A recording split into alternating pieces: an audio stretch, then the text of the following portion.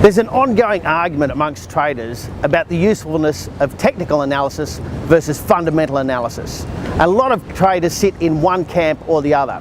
Technical analysts, of course, believe that everything that's known about a currency, a commodity, an index is reflected in that current price, and that price, when it's put on a chart, can show patterns which can be useful to traders seeking to profit from future moves. On the flip side, fundamental analysis looks at the key economic and company-specific events that can move prices. Today we'll be looking at that fundamental analysis and one of the key movers, the changes that occurs that makes prices change in fundamentals, that is events. And then we'll look at some strategies for taking advantage of known events in fundamental analysis. There are a number of factors that change the fundamentals and therefore can change the price of a trading instrument. They include seasonality, those known events that occur each year. They include unplanned events, surprise announcements, but they also include fixed events. Those events we know are coming, we know the date and time, and we know have the potential to move a price. And it's these events we'll be focusing on today. So when we're talking about event trading, what events represent trading opportunities? Well, broadly speaking, any event that changes the price of a financial instrument is a tradable event. But we tend to break these events into micro and macro events. Micro events are specific to an instrument, a commodity or company, whereas macro events affect broadly the markets because of their broad impact on the economy. Macro events can include data releases and central bank interest rate decisions. Let's have a look at these in a bit more detail. When we're looking at micro events that affects company prices, company results are reported regularly, often quarterly, sometimes semi-annually, and annual reports can be very important, not only for the numbers that they produce, but the outlook of the management and their projections for the future. And this, of course, can affect the share price underlying. We also have regular market events like option expiries, and where options have been very active, that expiry day can affect the price of the shares. Changes in substantial shareholdings can be very important to company prices, where a well-known shareholder has been acquiring more shares, that can spur buying in itself. If a large shareholder has been divesting themselves of shares, that can also spur further selling. So shareholder notices are another tradable event. And of course, the big one that so many share CFD traders look out for, mergers and acquisitions, and in particular takeover bids. And when we're seeing takeover bids in the market at 20, 30 or 40% premiums to current market prices, the potential impact on trading can be very significant. But commodities too can be affected by micro events. We regularly see reports on inventories and stockpiles in specific commodities. And of course, this can change the view of the market. An example is the regular reporting of US crude oil and refined products each Wednesday. And where inventories are much larger than expected or smaller than expected, this can have a direct impact on the price and therefore is a trading event. We also see market-related events. Futures markets around the globe often report on the open positions in the futures markets over commodities.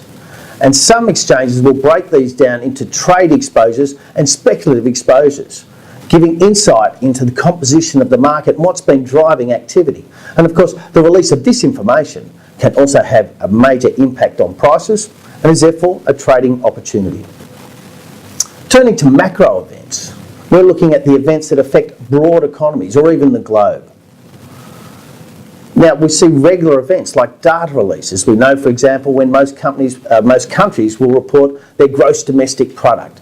And of course, markets focus on these to determine whether or not an economy is growing or not. Employment is also a key indicator of the health of an economy and the growth potential within that economy. Markets tend to focus on inflation readings, whether consumer prices or producer prices, because we know that central banks around the globe have at the centre of their mandate an inflation watch. And we also regularly receive sectoral information, housing data, retail trade figures, industrial production numbers, manufacturing indices and services indices that can change the way investors and traders view a market. And so all of these events can represent trading opportunities. But of course, the great movers of markets, the central banks, also can provide events that change the price of currencies, commodities, indices and shares.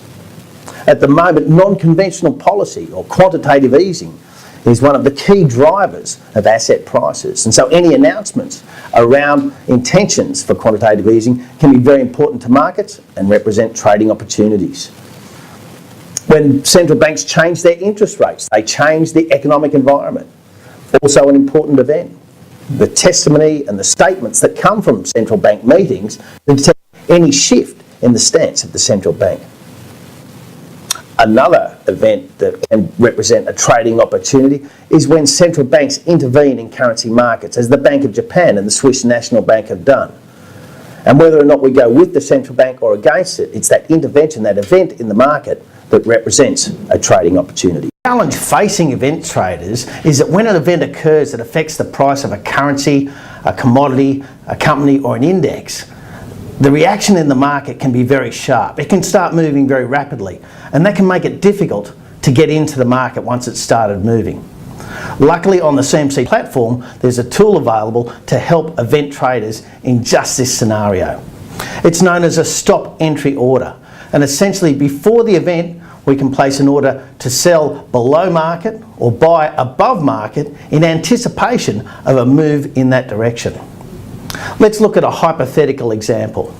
Let's imagine that the Bank of England is about to make an announcement on its monetary policy. Recent low inflation readings have the market speculating that not only might there be a rate cut, but there might be a monetary stimulus, an injection of funds into the system.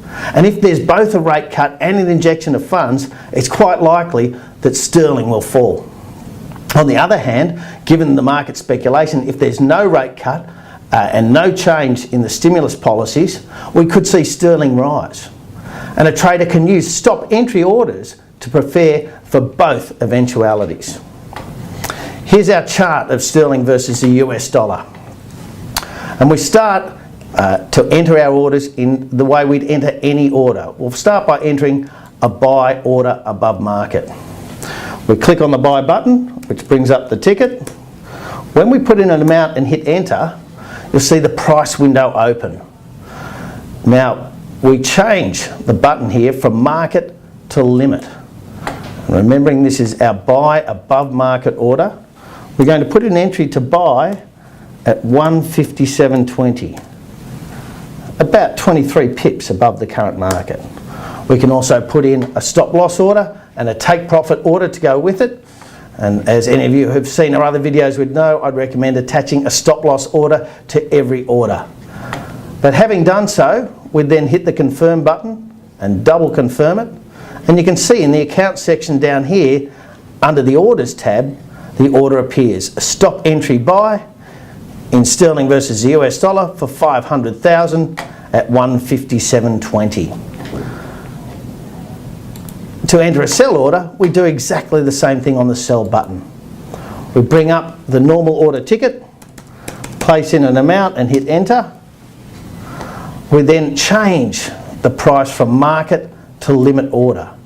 And once again, if we do see a rate cut and if we see stimulus with it, it's very likely sterling will fall. And so we put in our sell entry order below market in anticipation of that sell reaction.